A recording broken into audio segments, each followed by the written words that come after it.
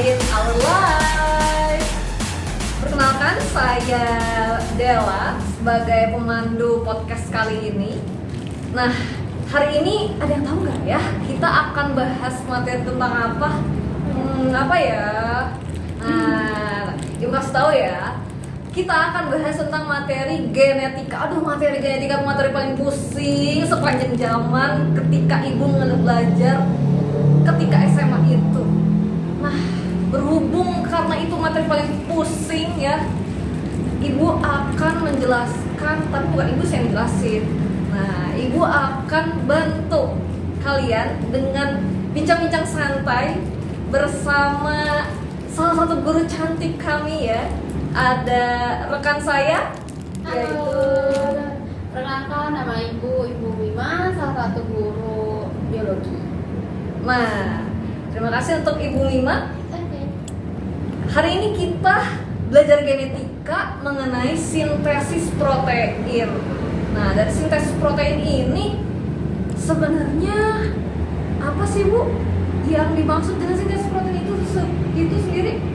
Kalau sintesis protein gitu ya, secara mudahnya, sintesis itu kan berarti pembentukan gitu kan. Sedangkan kalau protein itu kan rantai asam amino yang kemudian akan menjadi polipeptida gitu. Jadi kalau misalnya sederhananya sih, sintesis protein itu berarti pembentukan protein. Oh, jadi gitu ya anak-anak. Proses pembentukan protein itu sintesis protein. Nah, proses pembentukan protein itu kan udah terbentuk dalam tubuh, berarti kan tubuh kita udah punya protein nih Bu. Iya. Tapi kenapa kita masih butuh protein dari luar Bu? Oke, benar tadi yang dibilang sama Bu Della, kalau tubuh kita itu sebenarnya udah punya ya protein gitu. Nah, tapi fungsi protein ini kan untuk memastikan jaringan tubuh kita itu bisa bekerja dengan baik. Nah, andai saja amin sih ya, jadi kan misalnya kayak kita ada salah satu jaringan dari tubuh kita itu yang rusak, tapi nanti sih nggak fungsi dari si protein ini gitu untuk memperbaiki jaringan yang rusak tersebut gitu. Nah, tapi meskipun protein itu kita sudah dapatkan dari dalam, kita juga perlu nih untuk dapetin asupan protein dari luar. Betul tuh. Nah, karena ini ada perbedaan. Ada perbedaan antara struktur protein yang dihasilkan oleh tubuh kita sama yang kita dapatkan dari luar. Kalau misalnya protein itu kan disusun dari berbagai macam asam amino, kan? Nah, tubuh kita itu perlu 20 jenis asam amino. Banyak banget ya? Iya, banyak. Nah, itu juga masih terbagi lagi. Jadi 9 asam amino yang esensial dan 11 asam amino yang non esensial.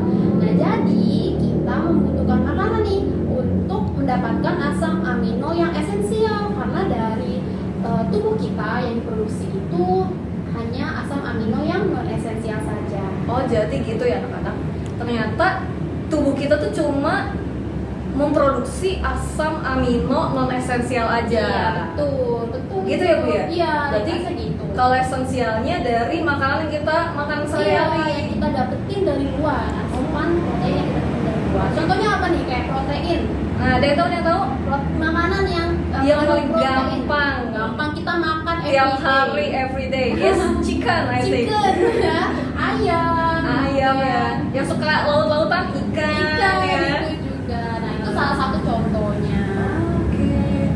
Oh iya Bu, untuk sintesis protein ini kan terjadi dalam tubuh kita ya. Ya. Nah, Pak, tapi lebih spesifiknya gimana sih terjadinya itu Bu? Oke, kalau ibu biasa jelasin sih ya di kelas biar anak-anaknya tuh paham. Kalau sintesis protein itu berarti itu kan perubahan dari DNA menjadi RNA. Nah, perubahan dari DNA ke RNA ini kemudian dilanjutkan dari RNA menjadi protein gitu. Kalau pembentukan protein itu kan pasti anak-anak ya harus tahu kalau misalnya itu terjadi di nukleus. Nah, sedangkan kalau untuk sintesis protein dari RNA-nya itu nanti akan berlangsung agak mikir dikit gitu ya, agak serong dikit, geser. Iya, jadi dia ada di ribosom gitu. Anak-anak juga harus ingat fungsi dari ribosom itu sendiri itu untuk mensintesis gitu kan, atau membuat protein. Oh, jadi ada dua tempat ya Bu ya? Iya, ada dua tempat. Yang satu di nukleus, yang Yang satu lagi di ribosom. ribosom. Nukleus itu ada apa, proses apa aja tadi Bu? Ada pembentukan dari DNA ke RNA. Oh, Kemudian dari RNA. untuk di ribosom itu lebih ke sintesis proteinnya Oh, dari RNA ke protein. Oh, jadi kalau di DNA ke RNA itu kan tahapnya kalau nggak salah saya ingat-ingat itu Iya. transkripsi, bukan ya Bu ya? Betul, transkripsi. Transkripsi itu kan kayak nyetak gitu ya. Oh. Gampangnya itu kayak nyetak DNA jadi RNA gitu. Gampangnya segitu Oh, kalau gitu. dijelasin ke anak-anak mah.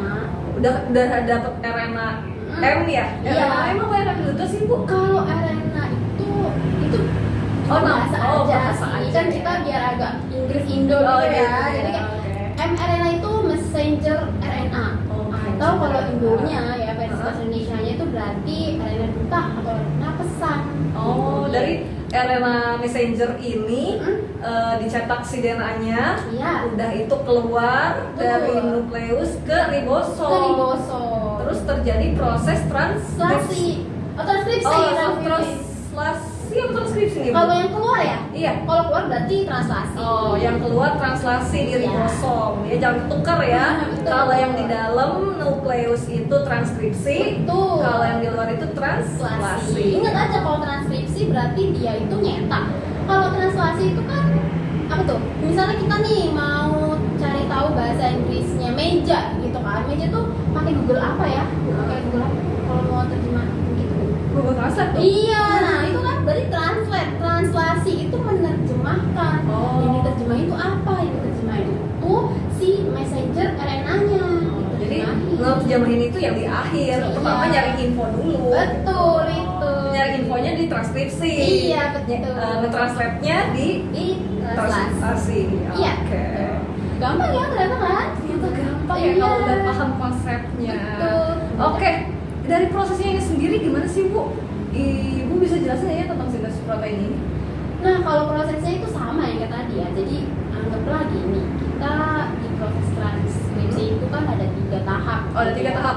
Ada inisiasi, ada elongasi, dan juga ada terminasi. Oh, Di inisiasi berarti inisiatif lah ya. Oh, inisiatif. Permulaan. Kita mulai dari diri. Wih, Ya. mulai dari diri. Kita memulai dulu suatu tindakan, artinya si DNA ini kan dia dicetak gitu Oh, jadi dicetak. RNA.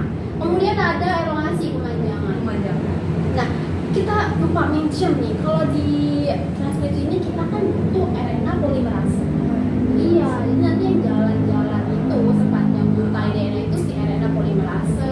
Nah, nanti kalau misalnya si RNA polimerase udah sampai ke terminator gitu ya, itu berarti dia sudah mencapai tahap elongasi atau pemanjangan gitu. Nanti kalau udah sampai ke ujung ya, terminal istilahnya, itu berarti sudah masuk ke tahap terminasi. Itu untuk transkripsi. Untuk transkripsi. Ya, kalau translasi gampangnya tuh dari hasil mRNA gitu kan. Sekarang udah mRNA. dapat nih Iya, pesannya ya, kita udah dapat intinya. Nah, itu dibawa dari inti sel ke ribosom. Oh, dari sel. Iya, nah translasi juga sama sebenarnya, dia ada 3 tahap juga, kayak inisiasi, elongasi, dan terminasi. Itu harus hafal ya 3 tahapnya. Perbedaannya cuman kalau di translasi itu setelah setelah dibawa gitu ya dari nukleus ke ribosom, berarti di inisiasinya kita mulai dari codon start. Ayo, codon start apa nih Bu? Masih ingat gak Bu? Codon start yang Codon start itu loh Bu, yang kalau 3 dibalik basa nitrogen Iya. yang apa sih yang kalau dibalik itu jadi 2 gitu. Oh, namanya metionin bukan sih Bu? Iya, metionin, kodenya itu A, U, dan G. Itu pasti selalu kode dari start kodenya gitu. A, U, G. A, U, G. Nanti kalau udah lanjut ke proses elongasi atau penerjemahan. Jadi kode-kode itu ya diterjemahin. Untuk kita dapat hasil akhirnya apa gitu. Nanti step yang terakhir berarti di terminasi. Itu gampang kan, ternyata nggak susah banget loh. Oh iya Bu, Iya. waktu sintesis protein itu kan ada kayak CEPA. Itu apa ya Bu ya? Nah kalau itu sebenarnya kita lanjutkan nanti ya pembahasan kalau kita belajar. Karena kalau untuk podcast kayak gini nih yang penting tuh anak-anaknya tuh paham dulu lah. Oh, biar kalian penasaran iya, nih ya. penasaran. Lanjut ke part 2. Part 2 podcastnya. Oke, lanjut ke part 2 untuk tentang sisi enzim tadi ya. Betul. Oke, untuk yang disebutkan RNA messenger dan RNA duta nih Bu, Iya. apa sih bedanya RNA messenger sama RNA duta sama RNA yang lain gitu Bu? Oke, kalau RNA messenger atau RNA duta itu kayak pembawa pesan aja sih. Bedanya messenger sama pesan, bahasa Inggris sama bahasa Indonesia. Kalau tRNA itu yang sebagai translate-nya, penerjemahnya gitu. Terus kan tadi ada RNA polimerase, itu berarti enzimnya. Oh jadi kadang-kadang nih ya ada RNA duta, ada atau bahasa Indonesianya, tapi kalau bahasa Inggrisnya RNA messenger ya Bu ya? Iya, betul. Terus ada RNA polimerase, terus ada apa lagi? tRNA. Oh ada tRNA. Nah itu masing-masing beda. Iya. Kalau RNA duta itu buat apa ya tadi? Sama kok, itu RNA duta, RNA pesan, RNA messenger itu istilah semua. Terus kalau yang RNA polimerase itu tadi buat enzim apa tadi? Iya, untuk di DNA itu ditranskripsi, jadi kita perlu untuk RNA polimerase. Oh, buat mengawali ya? Iya, betul. Buat mengawali tahap transkripsi. Betul. Terus kalau tRNA itu ngebantuin proses pada translasi. Iya, betul. Oke. Jadi kejawab ya anak-anak, fungsi dari macam-macam RNA pada tahap sintesis protein. Nah, sintesis protein ini berarti kita bisa simpulin ya Bu ya. Iya. Sintesis protein ini kan merupakan proses bentukan protein dari DNA oleh RNA yang Iya. tahapannya terdiri dari 2 tahap nih, transkripsi dan translasi. Terus baik dari tahap transkripsi dan translasi ini Iya. itu ada 3 tahap Iya, masing-masing. masing-masing ada 3 tahap. Ada inisiasi, elongasi, dan terminasi. Wih, oke.